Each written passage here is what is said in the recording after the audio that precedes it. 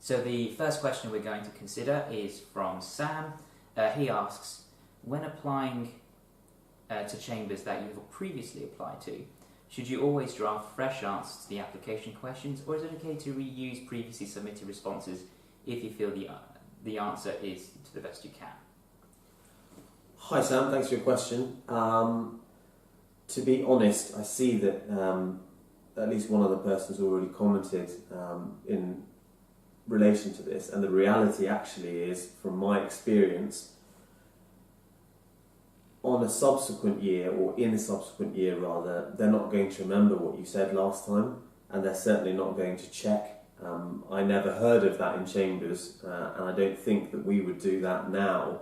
So if you're happy with it, and if you think that your answer is the best that you can put forward, then just reuse it. I mean, I can't see a reason why you wouldn't do that, actually. I suppose what I would say, of course, is reread it and consider whether in the intervening year the experiences that you've had, the things that you've seen, whether that fundamentally changes how you would approach the questions, or the question specifically.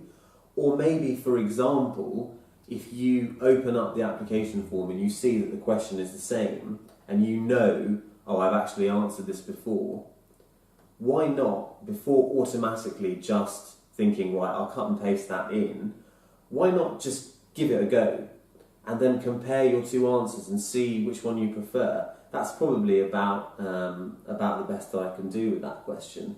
I think what I'd add is consider whether you've gotten to the interview stage at that chambers, because then if you have, likelihood is that your answer was pretty good.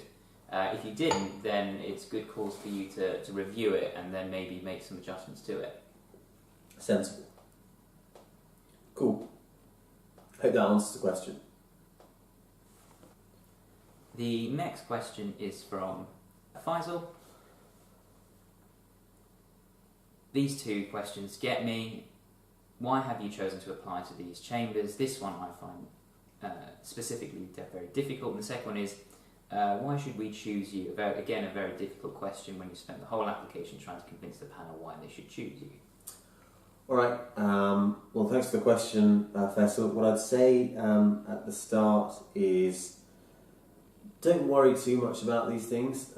In truth, sets where I was offered pupillage, I'd never done a mini there. I'd done minis in other places.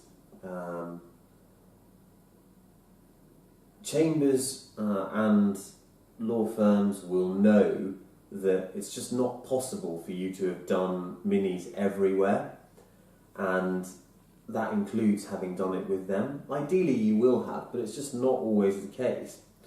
Provided that you've done a few, provided that you've done specifically one or two in similar environments, similar chambers that do that area of law, that's what really matters. Of course, if the chambers requires that you do an assessed mini before you can apply for pupillage, then you've just got to be live to that, and obviously then that's a bar to it. But focus on the area of law that the chambers does, and that's really going to be how you address why you've applied to them specifically.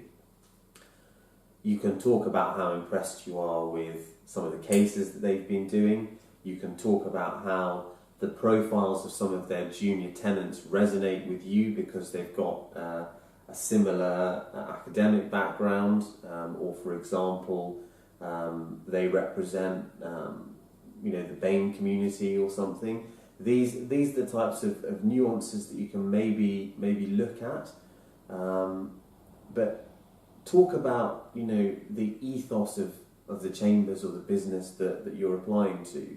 If you haven't done a mini, if you haven't got that, talk about their reputation. Those are the sorts of things that I think you have to go for.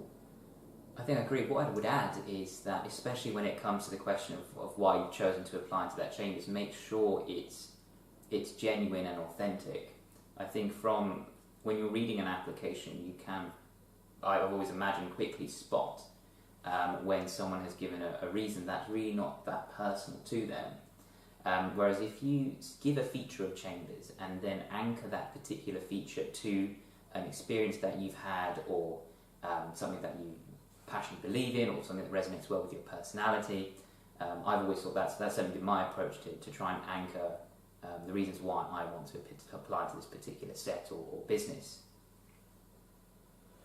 On the second question, why should we choose you? That is often, and you're right, Faisal, when you say you spent the whole application trying to explain why they should choose you, but most of that has been kind of hitting on specifics about your experiences and your career to date, your academic prowess, I suppose. Now at this point you've got to explain what sort of synergy is between you and them. And as I sort of touched on before, looking at the people that comprise the business, that comprise the Chambers, that's probably your in. Trying to explain to them how you would fit in, and I've always explained it to people in this way. Imagine that the person who's marking this has to contemplate sharing a room with you, possibly for the rest of their life. So it's the dead of November, and it's freezing cold, and Judge so-and-so has just torn you and you so-and-so, and you come back to Chambers or come to the office, and you're miserable, and this person is in your room. Can you live with that when you have the opportunity now to decide whether or not they're going to fit in?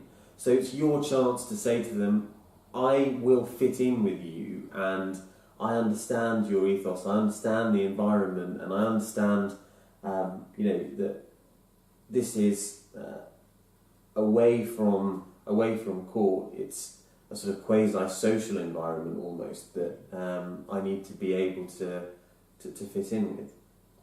So I hope some of that helps.